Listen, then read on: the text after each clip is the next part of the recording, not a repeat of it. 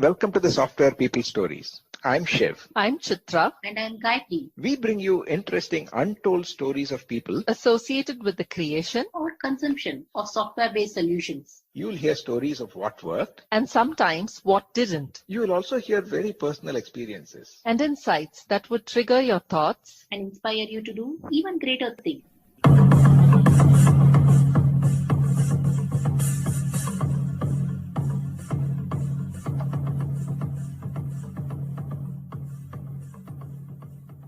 Today, I'm in conversation with Raminder Rathore, a DevOps practitioner, where she shares how her father's foresight nudged her into choosing IT as a career, her experience over the years playing different roles, experiencing different cultures, and her personal philosophy of empathy and patience.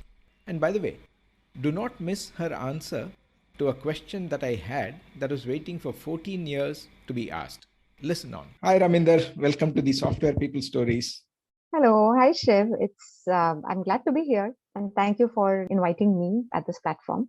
Yeah, in fact, this is something that we've been planning for a long time. So finally, we are able to do it now. Finally, we meet. Yep. Yeah.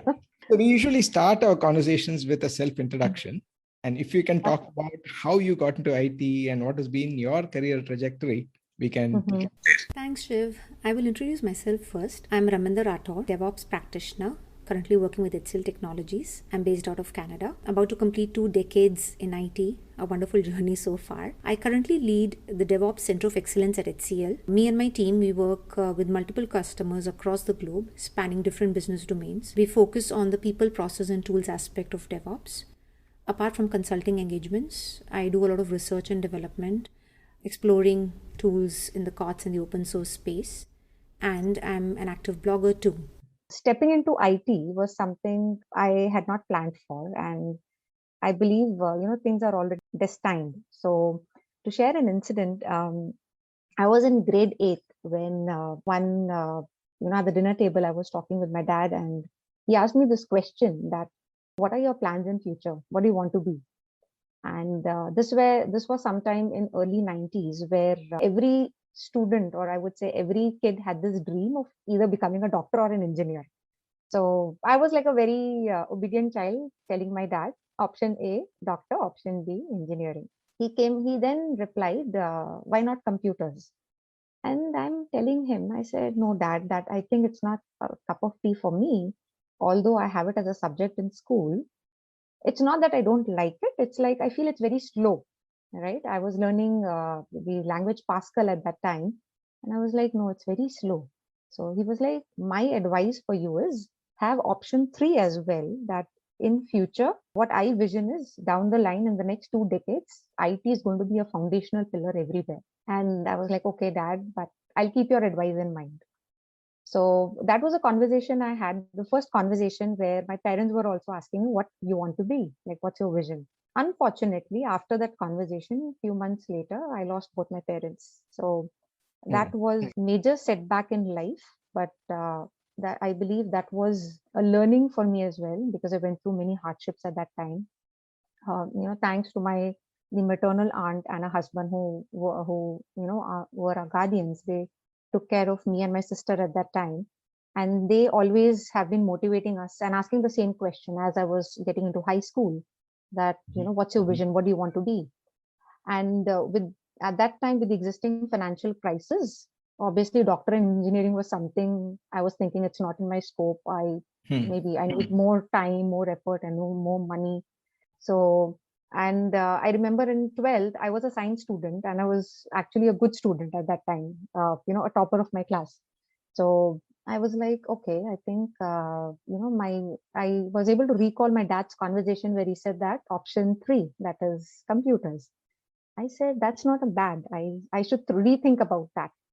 So after 12th, I actually enrolled myself into a bachelor's degree in BCA. And at the same time, I actually enrolled myself for a diploma course in software engineering. So I said, okay, give me some time to understand what actually software engineering is. And in parallel, I actually started teaching in a school which was for the underprivileged kids.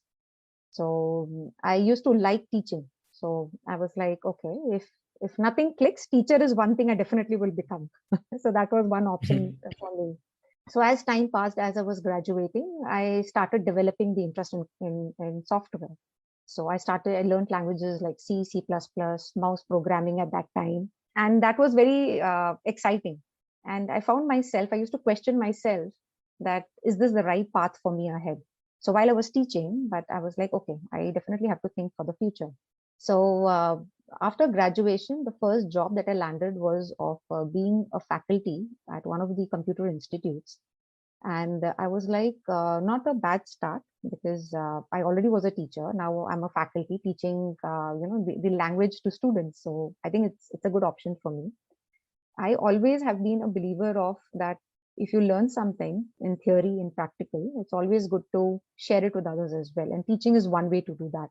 This was somewhere in early 2000s where .NET was coming in, and there was this new subject across all the computer institutes on .NET. So while in my graduation and in the diploma course, I wasn't having .NET as a course, but I started exploring myself because I already was doing Visual Basic.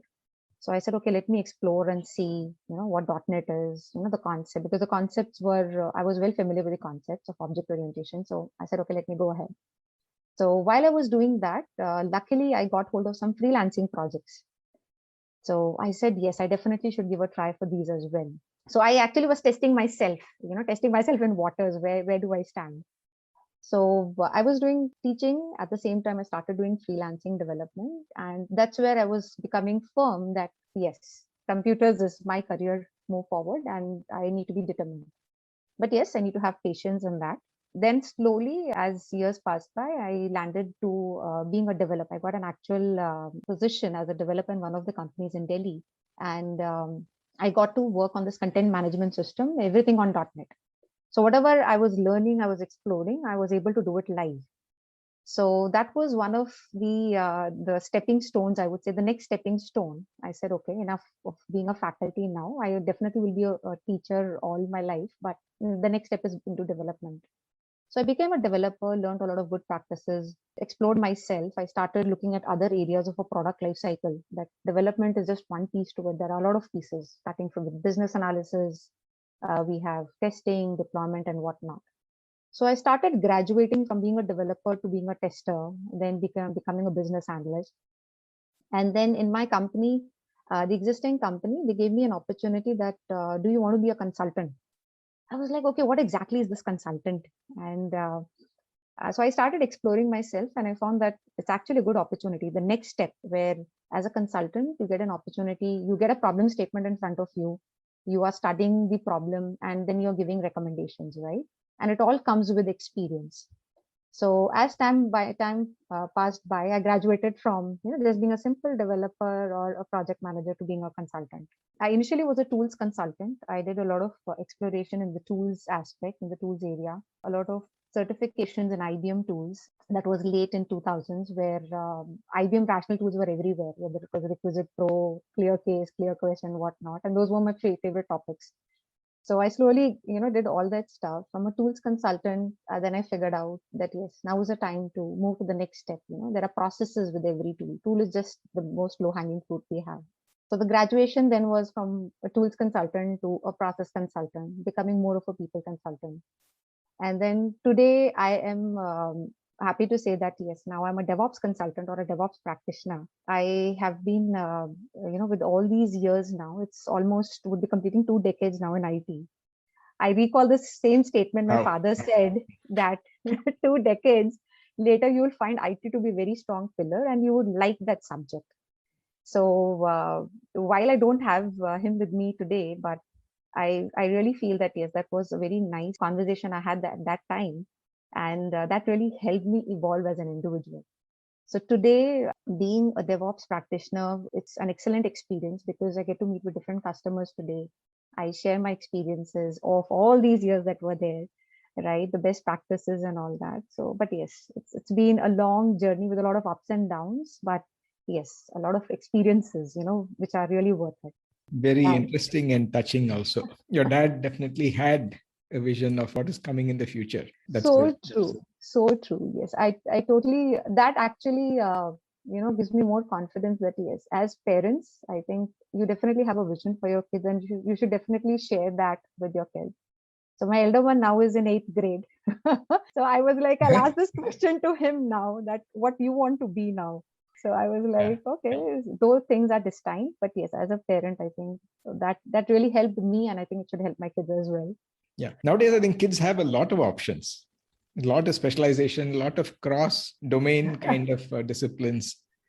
Yes, very true. In fact, whether you talk IT or any industry, I think the opportunities are many. I keep looking at kids today. They are. I think the new generation is more like there's nothing called a doctor, engineer, or what. It's all passion today.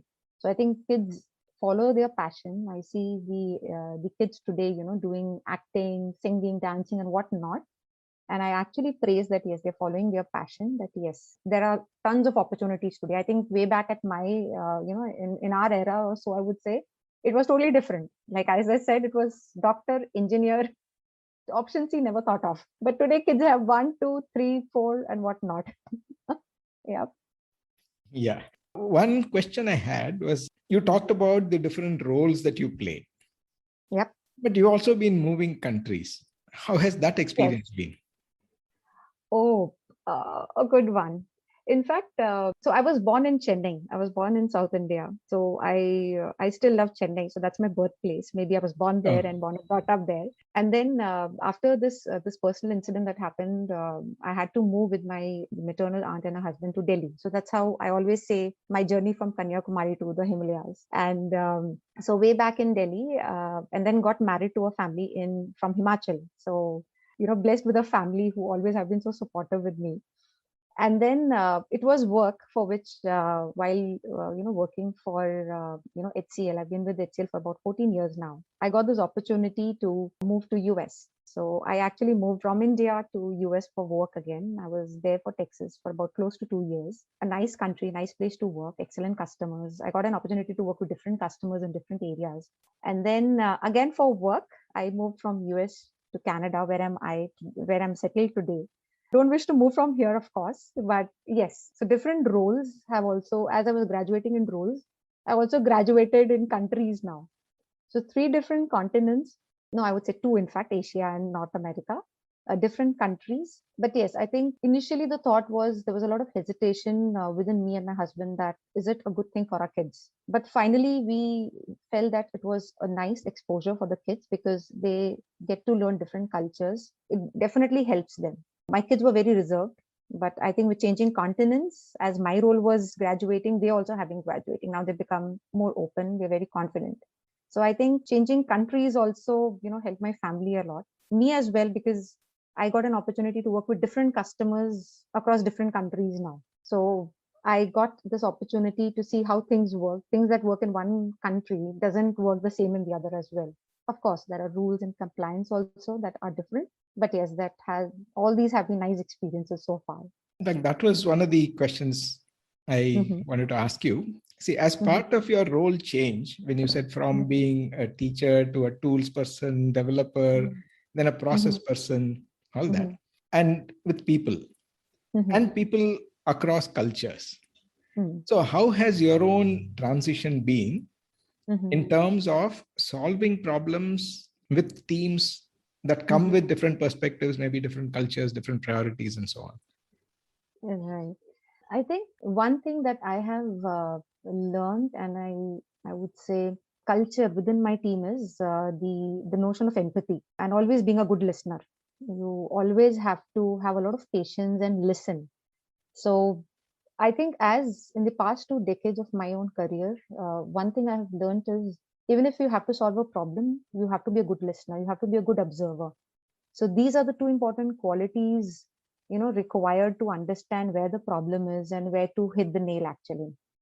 So, and then if I talk about different customers also, for example, I think the notion always has been is that we should be concerned about what the customer says, and you always have to say yes, yes, yes.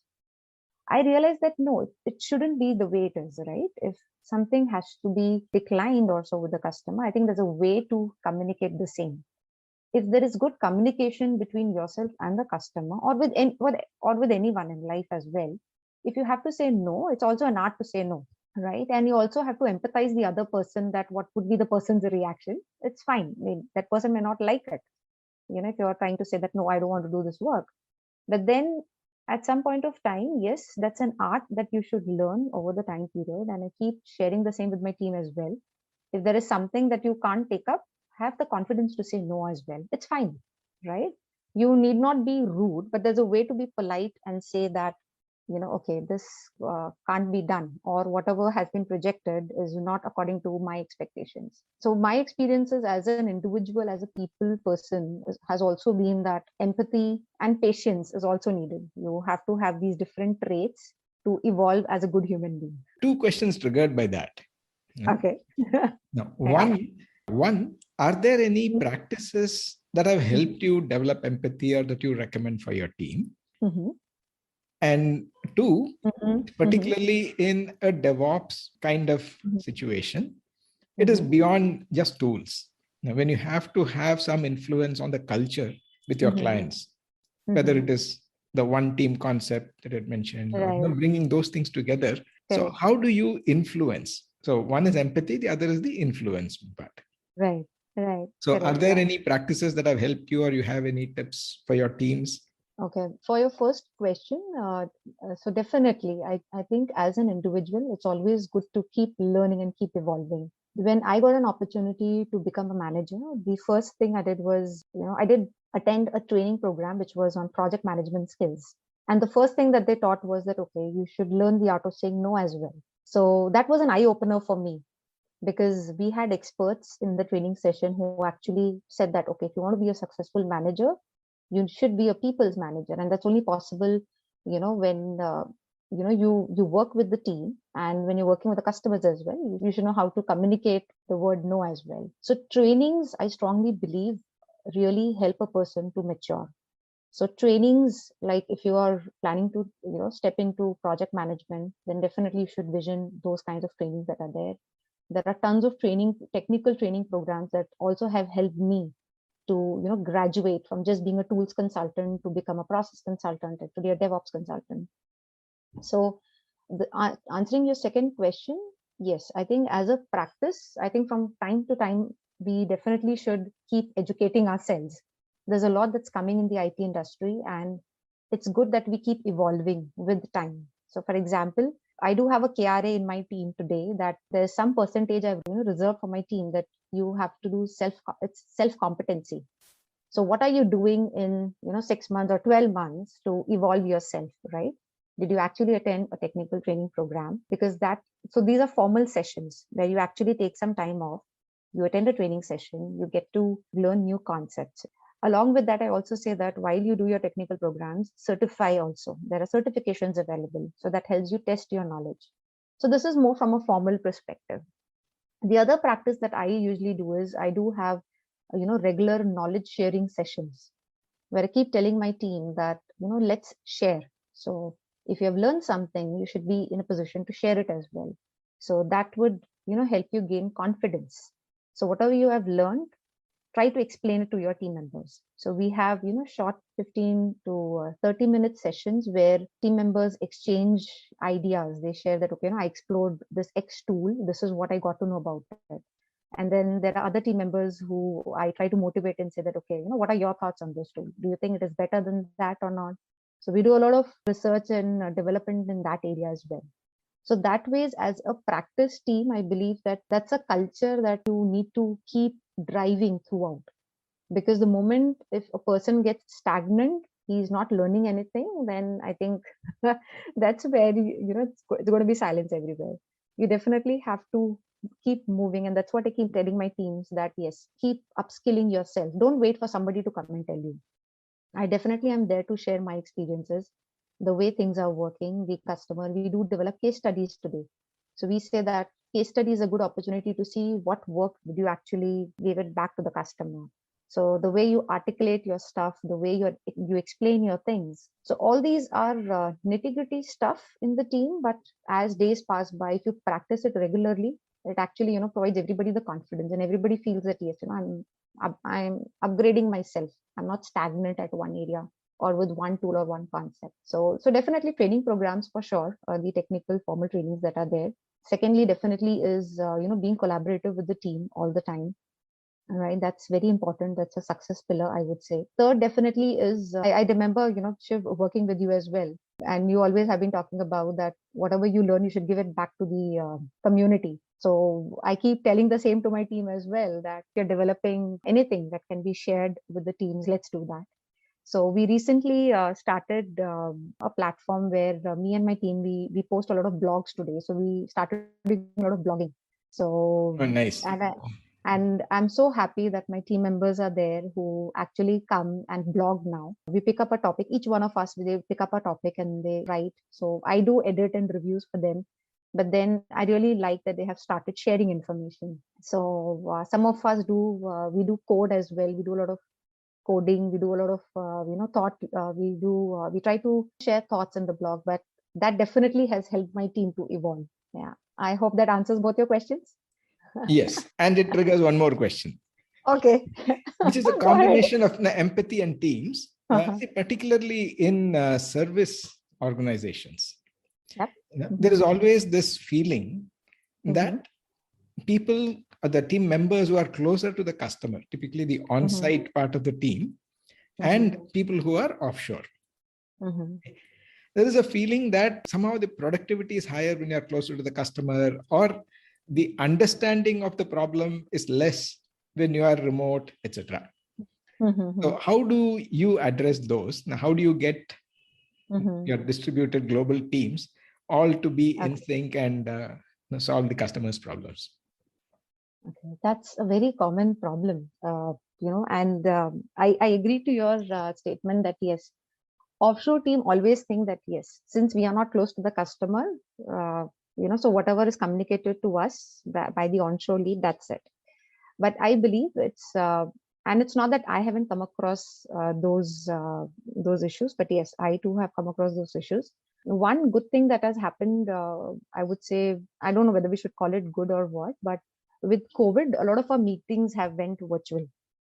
So there have been opportunities where, most of the sessions are recorded. So whether it's an on-site team or an offshore team, if they have a meeting with a customer, all of them are there in one session. So now we don't have geographically distributed teams. We have micro distributed teams everywhere today. So I think in the past 1.5 years with COVID, I think this was an opportunity for all of us to think about how can we evolve the connectivity between onshore and offshore. Today, there's nothing called onshore, offshore. It's all remote today. So one thing that I started thinking about was having that regular connect with the team, right? And also to help them. So I think it's always two ways. The person who's working on the onshore, he definitely have to see ways where he can keep the offshore team also looped with him in all the conversations. Obviously, there are time differences, but there are instances where you actually can, motivate and ensure that the offshore team is linked up on the onshore calls with them. Definitely, there are multiple processes where handovers are happening between onshore and offshore. Apart from that, I think the practices of having these regular conversations, recording the sessions and listening to them, right? Explaining the things to the offshore team. And at the end, what matters is the offshore team should be able to call out the issues.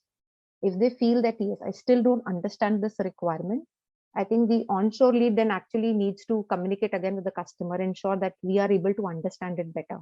It's all about making them feel that all of you are important for the team. Irrespective of your location, what matters is your role.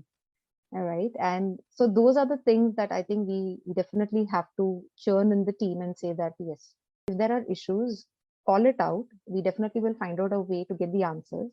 If there is something that you feel that the onshore team is more important, that's not the case. The offshore team is also important that ways. Another practice is that if given an opportunity, we should definitely have rotation of the leads between onshore and offshore.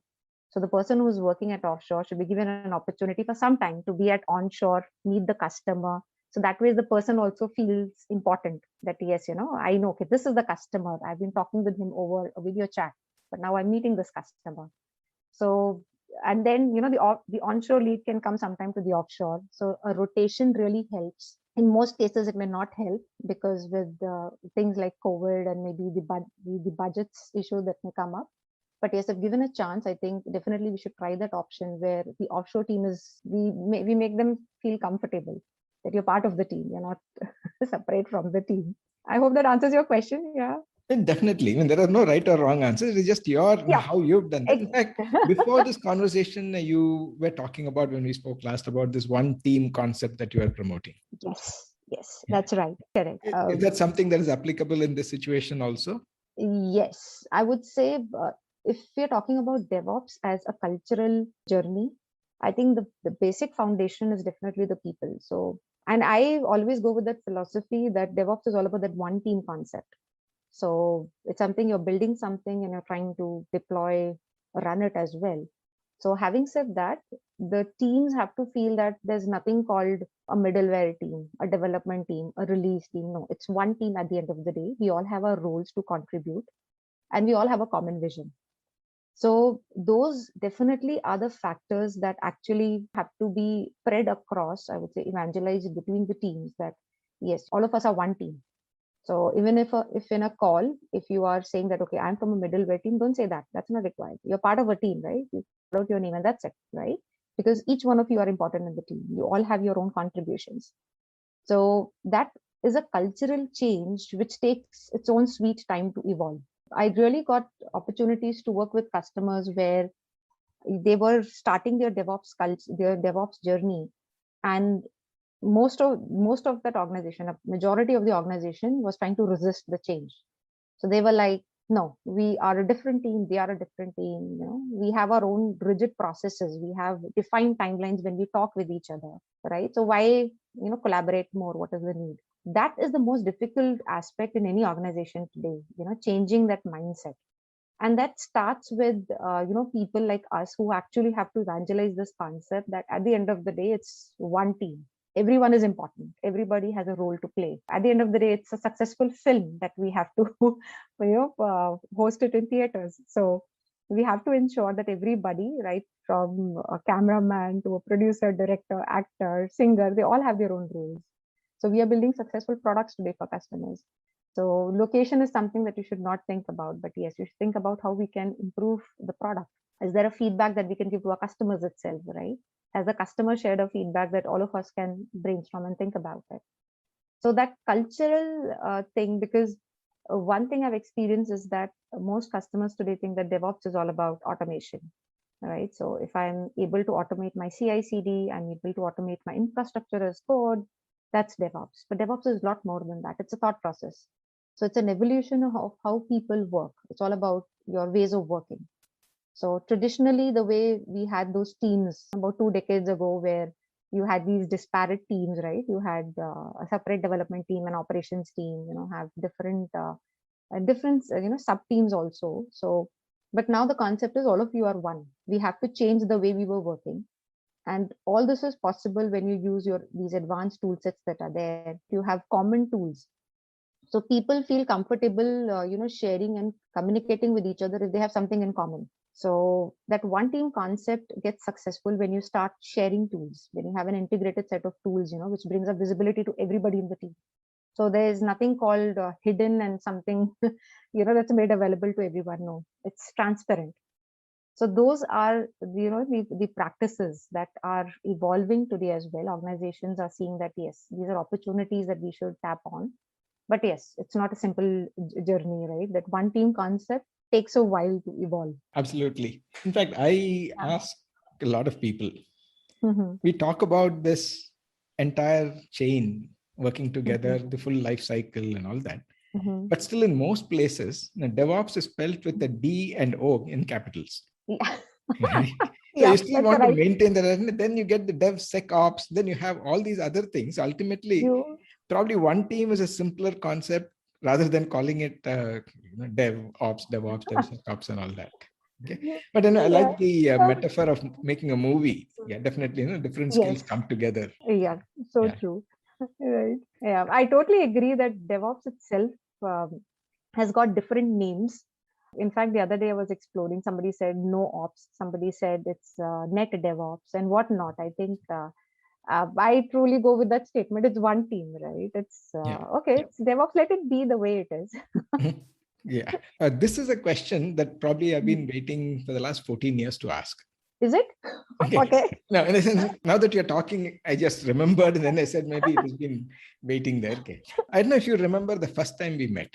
Oh, yes. You still remember that, Shiv? You remember that? I also remember that. So I was wondering why you waited till the end to ask your question. And by the way, for the listeners, we should probably give a little context. Maybe first hear the context, your version of the context. Okay, so in fact, yes, Shiv, that brings a big smile on my face because that was the first time I met you. So in fact, for the people who are there, so I had recently joined HCL. This was in 2007.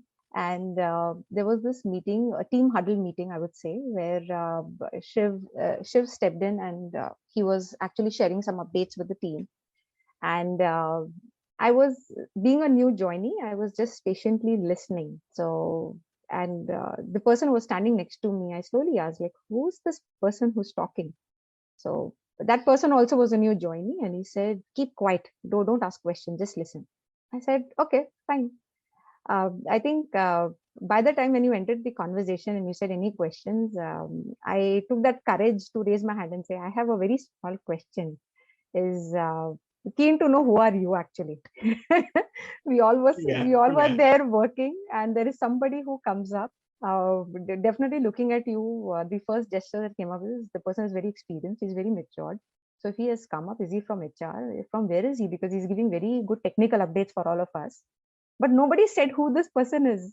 So I think that was the incident, and I'm surprised you still remember that, our first meeting. Yeah, I remember. Yeah.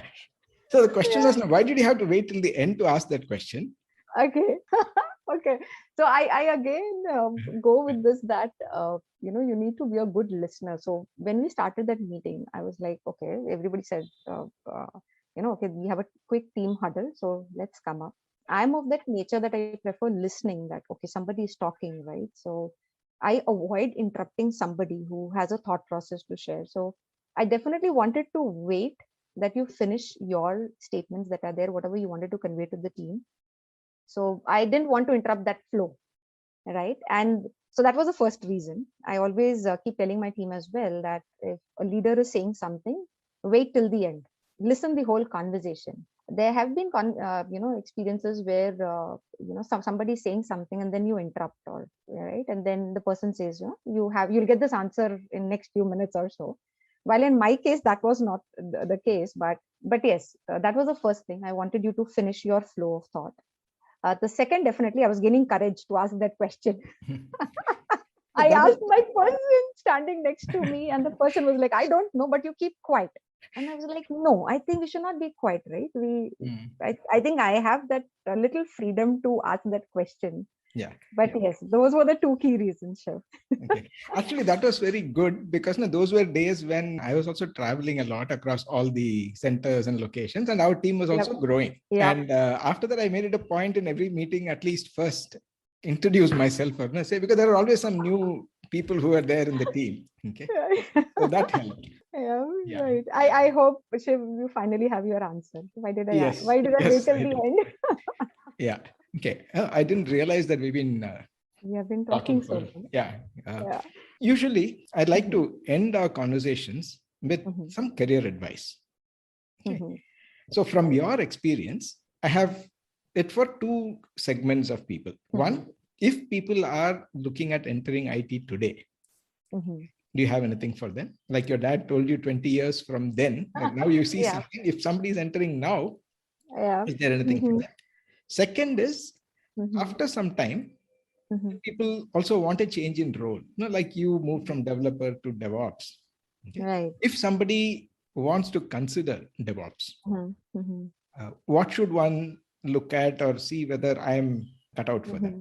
Okay, right. So to answer your first question, I always the first thing that I keep sharing, with the youngsters, like even today, somebody who approaches me and asks for an advice, even I ask the same question. Do you actually listen to your heart? You definitely have your own passion, right? So what's your choice? And most of the kids that I hear out, they say that we want to get into IT, and I ask why? Just because the world is behind IT. So I tell them, no, that's not important, right? Don't just go because the entire world is behind IT. I too, 20 years ago, I wanted to be a doctor or an engineer just because everybody was doing that. So what matters most is what's your passion levels. I've seen a lot of females who approach me and say that, I have interest in designing, right? I like to, I'm very creative. So I keep telling them, okay, why don't you get into a course in web designing? Why don't you explore? There are so many opportunities available for you in that area. They say that, okay, there are, some females who say that I'm not creative. I am more into development. I said, okay, why don't you do courses in development and try to progress in that area? I also tell them that, okay, you're not creative, you're not into development, you just want to do IT because the world is going into IT, then that's a wrong plan. You definitely have to ask yourself that what's your passion? What do you want to do at the end of the day? If you want to sleep with full of contentment, then what is it that will make you happy? So the advice that I definitely give to the new generation who wants to step into IT is question yourself that, is this something that you would really run for? So when I stepped into IT, I knew that yes, this is the way forward for me. I have to evolve as a person, and I was quite determined. And I also had a lot of patience as well. That yes, as I'm growing, but today if I see generation, they lose patience very quickly. So they shouldn't lose heart. They definitely should, ask them that yes, this is my passion area. I feel that yes, IT is really the destination for me. Only then think of entering IT, right? If they have any other passion, I think they should follow that passion. That's what I always keep, saying anybody who approaches me for an advice. And the second, definitely, existing developers or developers or people working as testers or release engineers, if they are passionate about changing roles, I think that should happen in career, because that helps you evolve as a person as well. So like I evolved with different roles. I think that gave me an opportunity to become a good human as well, to learn new skills. And definitely that's something that I do give it back to the team as well. So if you want to change your role, definitely certifications and trainings are required. I always say that obviously there are a lot of online training sessions that are there, but I do tell people that reserve some quality time where you only do learning. That's it. So while you're learning something, don't do other activities in parallel. Just stay focused, learn that skill set that is there, right? Find an opportunity that, yes, I want to be a DevOps engineer now.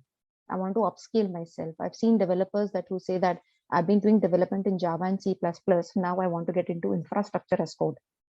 So I want to evolve, my role, not just being a simple DevOps developer, but now a DevOps engineer. So once you have taken that confidence that, yes, I want to change my role, I think there should be a plan as well that, yes, this is the skill that I want to enter. Many youngsters today are thinking of getting into AI. Data is everywhere. Everybody wants to do data science now. But the point is, do you really have an interest in that area? If yes, I think you definitely need those foundational courses, the training sessions, the mentorship to step, in that path ahead and get successful. So trainings, certifications, and if you're lucky to get a good mentor, definitely. Like even with HCL, I have been blessed with mentors all these 14 years that they actually have helped me while I was changing my roles. They really give me an opportunity to grow as well and find the opportunities how I can improve. So definitely, I think the right mentorship, the right training skill set would enable anybody to transition from one role to the other role. Yes, but follow the passion, I would say. That's really simple and effective advice. Yep. And that's about all the time we have for this conversation. Having Yes, reconnected, I'm sure we will stay in touch. definitely. Yes, definitely. Yeah. Yes. And thank you so much, for inviting me to be here. And I think it really helped me, encapsulate, all those memories in the past years, especially the one when we first met. Yeah, this is also one of the paid forward initiatives where some of your experience will definitely be useful for people who are going through different phases in their careers. Right, Yeah. right. And that's the reason I always say have patience. Yeah. So thanks, Raminder. Thank you, Shiv.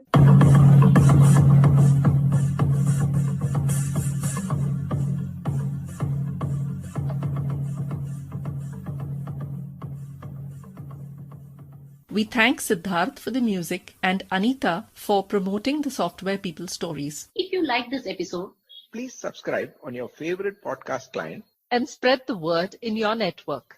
if you'd like to share your story, Contact us at podcasts@pm-powerconsulting.com.